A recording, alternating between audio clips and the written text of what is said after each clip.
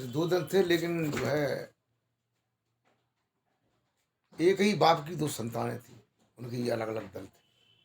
धृतराष्ट्र, पांडु, और एक और थी, विदुर। विदुर जी, उनके तो कोई लड़के ही नहीं था। तो देखो, महाभारत होने के बाद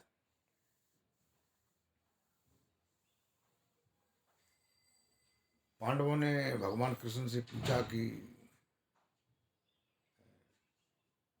भगवान माधव मुकुंद जी, आप अभी बताएं अब क्या होना चाहिए। तो उन्होंने कहा ठीक है, खुशियों का टाइम है। तो उन्होंने ये कहा कि यज्ञ करो, एक महान यज्ञ करिए।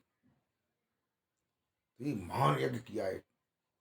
मतलब यज्ञ जो है, यज्ञ भी कई तरीके का होता है। जैसे लोग बाग जो है यज्ञ केवल उसको ही समझते हैं जो हवन करते हैं ना, केवल उसको ही यज्ञ समझते हैं। लेकिन यज्ञ जो है तीन प्रकार का प्रमुख यज्ञ बताया जाता है। वैसे और भी यज्ञ होंगे। तो तीन प्रकार का यज्ञ कौन सा है? एक तो है भोजन संविधा यज्ञ, अतिथि सत्कार। दूसरा जो है संविधा यज्ञ है। और तीसरा प्रणव यज्ञ होता है, प्रणव यज्ञ। तो एक जो है संविधा यज्ञ होती है, जैसे संविधा में धूप है, घृत है, मेवाएं हैं, वगैरह वगैरह, यत्र है। और संविधाएं हैं, आम की हैं, पीपल की हैं, खैर की, वगैरह वगैरह, अच्छी अच्छी लकड़ियों की, पवित्र लकड़ियों की। तो उनको ऋचाएँ बना करके, लगा करके, ऋचाओं को शुद्ध तरीके से बनाते हैं, उनकी दिशा शुद्ध बनाते हैं। ऋचाओं की अगर दिशा सही नहीं है तो भी उसका पूरा फल नहीं प्राप्त होता है। और उसके बाद जो है, अगर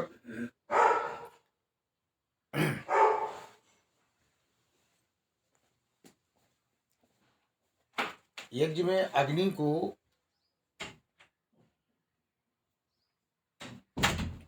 सही वक्त पर नहीं डालते हैं। जैसे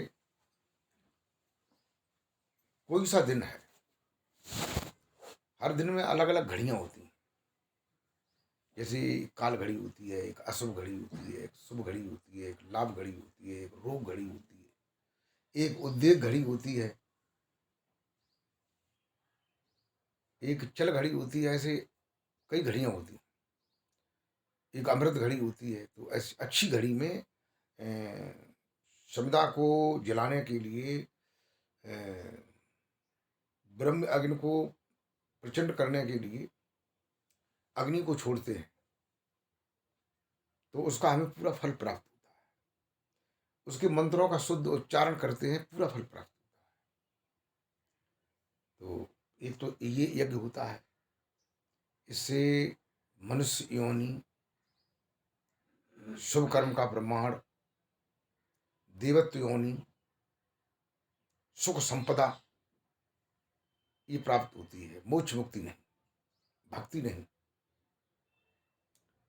एक यज्ञ होता है अतिथि सत्कार, भोजन संध्या यज्ञ। जैसे हमारे दरवाजे पर कोई अतिथि आ जाता है, अतिथि का मतलब होता है, तिथि माने निर्धारित समय। जैसे कल हमारा भंडारा है, हमने सूचना भेज दिया कल भंडारा है, तो वो निश्चित हो गया। उन्होंने भी ये निश्चित कर लिया कल भोजन नहीं करेंगे घर, वहाँ भंडारा भंडारा है, उसमें निमंत्रण है। तो वहाँ जो है भोजन बना, सब्जी बनी, अचार, पूड़ी वगैरह वगैरह, पानी, रायता, हलवा वगैरह सब बना। तो वहाँ खिलाया उनको। तो उचित समय पर, जैसे इसमें घड़ी को देखा, यज्ञ किया तो शुभ घड़ी को देखा या लाभ घड़ी को देखा, अच्छी घड़ी में अग्नि को छोड़ा, अग्नि को छोड़ा गया। लेकिन शरीर के अंदर जो भोजन हम करेंगे, उसकी अग्नि जो है, जठर नाम की जो अग्नि है, जो जठराग्नि है, जो पाचन तंत्र में अंदर से पहले से विद्यमान है, अगर जो है सूर सुर में भोजन संविदा अंदर जाता है तो वो अच्छा पचाव करता है, उसमें कोई विकार पैदा नहीं होता है और उसका फल प्राप्त होता है। वहीं पर एक अतिथि सत्कार यज्ञ होता है। अब ये जो भोजन संविदा यज्ञ हुआ, अतिथि सत्कार का मतलब कोई आया, हमने उसका निमंत्रण नहीं किया, अतिथि यानी बिना समय के बिना निमंत्रण के कोई अचानक आ जाता है, उसको भोजन कराना 1000 मनुष्यों को भोजन कराने के बराबर होता है, वो भी भाव से। ये नहीं कि हम है भोजन तो करा रहे हैं एक बोझ सा, ये कहाँ से आ गया और जाने कितना खाएगा, तो ये यज्ञ नहीं। तो एक ये यज्ञ है। और तीसरा जो है जिसको प्रणव यज्ञ बोलते हैं, प्रणव यज्ञ बोलते हैं, नानक जी कहते हैं एक ओंकार सत्यनाम करता पुरुष निर्भव निर्वैर आकार मूर्ति अजूनी सहबंग आद सच जुगाद सच नानक है भी सच होन दिया भी सच। एक ओंकार सत्यनाम, एक ओंकार है, एक धुन है, एक आवाज है, एक शब्द है, एक नाम का है, नाम है उस प्रभु का जो तुम्हारे अंदर, तुम्हारी श्वासों में, प्रणव माने श्वास, प्रणव माने प्राण, प्रणव यानी प्रण अब यानी जो प्राण है, शरीर में 10 प्राण है, प्राण अपान उदान बयान समान नाम कून क्रकल देवदत्त धनुज, उसमें जो अवतरित हुआ है प्रणव, जो ओंकार, जो सच्चा नाम, उस नाम में अपनी सुरति को हम लगाएंगे, अपने को जोड़ लेंगे, तो जोड़े जोड़े हमारा ध्यान संसार से हट जाएगा। धीरे धीरे धीरे हमारी जगने की अवस्था खत्म हो जाएगी, जो हम जग रहे हैं। फिर हमारी सोने की अवस्था उस समय है नहीं, हमारी स्वप्न की अवस्था है नहीं उस समय, न सोने की अवस्था है, न स्वप्न की अवस्था है, न जगने की अवस्था थी।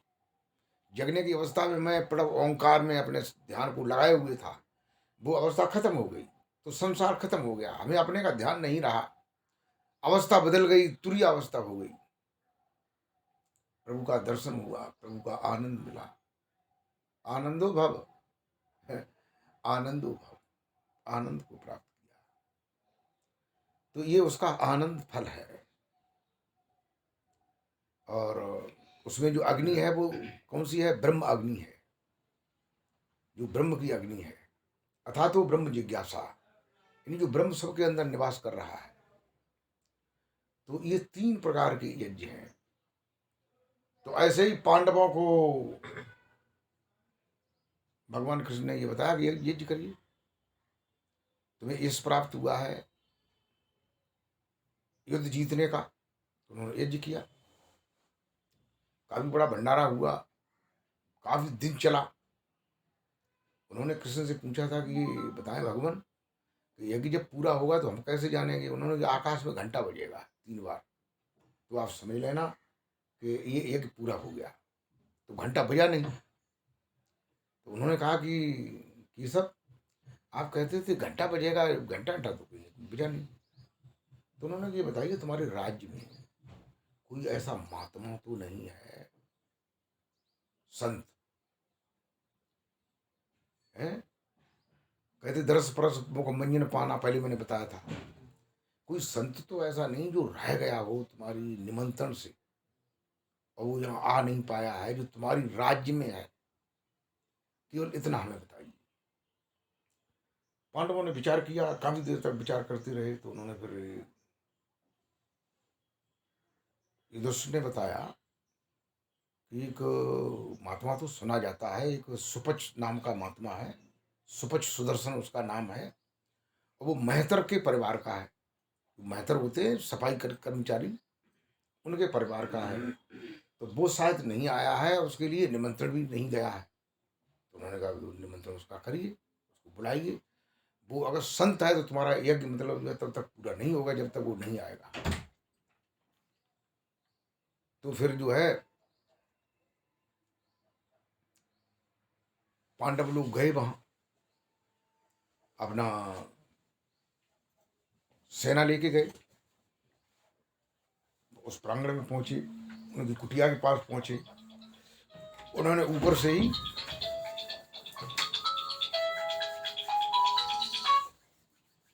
ही उन्होंने उनको प्रणाम किया।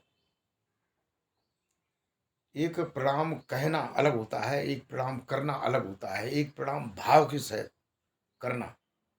अब उन्होंने तो इसलिए कर दिया कि यज्ञ पूरा नहीं हुआ, अगर जी चले जाएंगे तो यज्ञ पूरा हो जाएगा, प्रणाम कर लो, क्या जाता है। उन्होंने कहा प्रणाम महाराज जी। उन्होंने कहा ठीक है बैठो।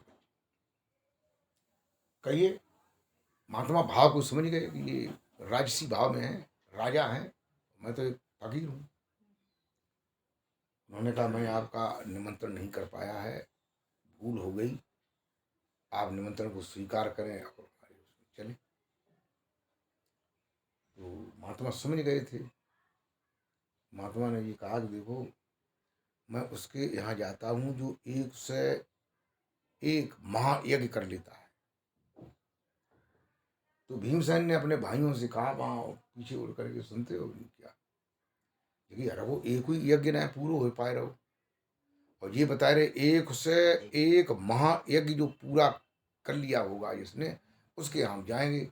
जगह महात्मा ना जय, जगह कि आप हमें अगर आज्ञा दो। तो भीमसेन ने ये कहा कि भीमसेन के पास तो 10,000 हाथियों का बल था। तो उन्होंने कहा महात्मा को उठाएगा रथ में रख लेंगे जबरदस्ती। तो उन्होंने कहा नहीं नहीं ऐसा मत करो, संत हैं, ये दुष्ट थोड़े से धार्मिक थे, वो मतलब ये बताते सत्य भी बोलते थे, कभी झूठ नहीं बोला। तो अब महात्मा इस बात को भी समझ गए। तो उन्होंने कहा वो भैया ये झोली रखी है, इसको उठा लो, वो कमंडल को उठा लो, और झोली मैं अंदर से ले आ रहा हूँ, चलो हम चल रहे साथ आप। भीमसेन ने कमंडल उठाया, 10,000 हाथियों का बल है, लेकिन कमंडल नहीं उठा, क्योंकि भाव नहीं था। उनके राजसी मद था, अहंकार था। एक तो महाभारत जीतने का था, और दूसरा था क्षत्रिय थे। तो चले गए, फिर वहां पहुंचे, द्रौपदी ने देखा जगह ये तो लौट आए ऐसे। उन्होंने कहा क्यों, जगह महात्मा नहीं आया। भीमसेन ने कही महात्मा बहुत बदमाश है, तो जगह बने आने का मन नहीं किया, बोले कमंडल नहीं उसका उठा, उसने अपनी सिद्धियों से वहां वहां खड़ी कर दी वहां, अब हम कैसे ले पाते, जगह हम लेके आए। द्रौपदी रथ में बैठ के जाती, दूरी रथ खड़ा कर देती, और दीपक को जलाकर थाली में 5 बातियों का दीपक, उसमें फल हैं, फूल हैं, मुद्राएं हैं, पत्र हैं, लेकर के जला करके, और वहीं से रथ से उतर के सारथी से कह देती हैं कि रथ यहीं रखना, आगे मत लाना। चली जाती, चलते चलते कदमों को डालते उनकी तरफ, वहां जाकर के भाव सहित आरती करती हूँ। आरती रख के फिर दंड प्रणाम करती हूँ। दंड प्रणाम करने के बाद जो है फिर प्रार्थना करती हूँ, स्वामी जी एक निवेदन है। मैंने कहा बताइए बेटा क्या निवेदन है। क्योंकि निवेदन ये है कि हम आपको अपने घर ले जाना चाहते हैं। तो उन्होंने कहा ठीक है बेटा। तो उन्होंने वही फिर बात कह दी कि जो 101 महायज्ञ कर लेगा उसके यहाँ मैं जाता हूँ। तो द्रौपदी जो है कहने लगी कि स्वामी जी आपने ठीक कहा। द्रौपदी कहती है कि संत कहते हैं कि संत मिलन को चालिए तज माया अभिमान। संत को मिलने के लिए जैसे अगर चलो वहाँ, तो माया और अभिमान, माया कहते हैं जो तुम्हारे पास धन संपत्ति है, कि हमारे इतने मकान हैं दिल्ली में, इतने आगरा में प्लाट पड़े हैं, इतने फलानी जगह है, इतनी संपत्ति है, इतनी फैक्ट्री चल रही हैं, या वगैरह वगैरह और चीज़ें हैं, उन चीज़ों का अभिमान। माया जो कहते हैं, माया भी कई तरह की होती है, और अभिमान जो है, अभिमान भी कई तरीके का होता है। जाति का अभिमान, धन का अभिमान, ताकत का अभिमान, अपने रूप का अभिमान। तो ये कहते हैं कि संत मिलन को चालिए तज माया अभिमान। माया और अभिमान दोनों चीजें अगर नहीं है तो एक कदम आप रखेंगे इस भाव से संत से मिलने के लिए, तो कहते हैं कि संत मिलन को चालिए तज माया अभिमान, ज्यों ज्यों पग, ज्यों ज्यों पग आगे धरे कोटिन यज्ञ समान। एक पग रखना करोड़ यज्ञ करने के बराबर होता है। द्रौपदी कहने लगी स्वामी जी आप तो संत हैं अंतर्यामी, आप मेरे हृदय में झांक करके देखो मेरे अंदर कितना अभिमान है, कितनी माया है। अगर नहीं है, अगर मेरे अंदर अभिमान नहीं है, मेरे अंदर माया नहीं है, तो आपको जाना पड़ेगा। तो संत प्रसन्न हो गए, उन्होंने कहा ठीक है चलो हम चलते। चट से जो है उनके साथ रथ में बैठ करके पहुंच गए वहां। भोजन परोसा, तरह तरह का भोजन, कहते 56 प्रकार का भोजन, और ऊंचा सा आसन बिछाया। और महात्मा जी ने जो है, संत भी कई प्रवृत्तियों के होते हैं, कहते गिरिपुरी भारती सरस्वती वन पर्वत तीर्थ अरण्य कुटी चक्र बहुदक हंस परम हंस, कई तरह के संत होते। तो उन्होंने जो है सब्जियां एक ही में उन्होंने मिला ली। सब्जी है उसी में रसगुल्ला है, उसी में अचार है, उसी में रायता है, उसी में हलवा डाल लिया, और फिर मैंने टनम टनम। द्रौपदी ने सोचा कि महात्मा तो बहुत बड़े हैं कानों के, बताओ हमारे जो भैया हैं कृष्ण, उनके भाई लगते थे बुआ फेरे के नाते से, जिनकी भी रोजाना यहाँ खाते, रोजाना भोजन करते हैं, घंटा नहीं बजता है, लेकिन वो घंटा बज गया।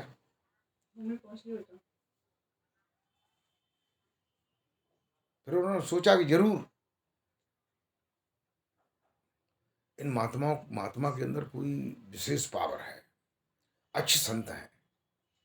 तो लेकिन जगही के, लेकिन जाते को असर है कुछ भी ना, काहे से कि जी खाए वो कहाँ जानते, ये भोजन करना कहाँ जानते हैं। उसी में रसगुल्ला है, उसी में अचार रायता सब कर लिया, गाबड़ गोला कर लिया। तो फिर इसलिए जो है वो उन्होंने कृष्ण के पास गई, जगी भैया 2 बार बजो घंटा, जगी तुमने कुछ सोच लिया होगा, अपनी सोच तो लिया कि देखो जी फिर आरती करो जाके और क्षमा मांगो। तो फिर भी थाल सजाई गई और आरती उन्होंने करी, फिर जगही महाराज क्षमा कर दो। महाराज जी ने कहा कोई बात नहीं, आप क्या हम तो तुमसे प्रसन्न हैं। तो अब संत महात्मा ऐसा होता है, संत महात्माओं को ध्यान भी नहीं रहता है, उनके पास जो है उनकी रिद्धियां हैं, सिद्धियां हैं, वो काम करती। फिर घंटा टनम टनम टनम टनम 3 बार बज गया। बोलिए संत भगवान की जय, बोलिए सतगुरुदेव भगवान की जय। तो ये होती है संतों की कृपा।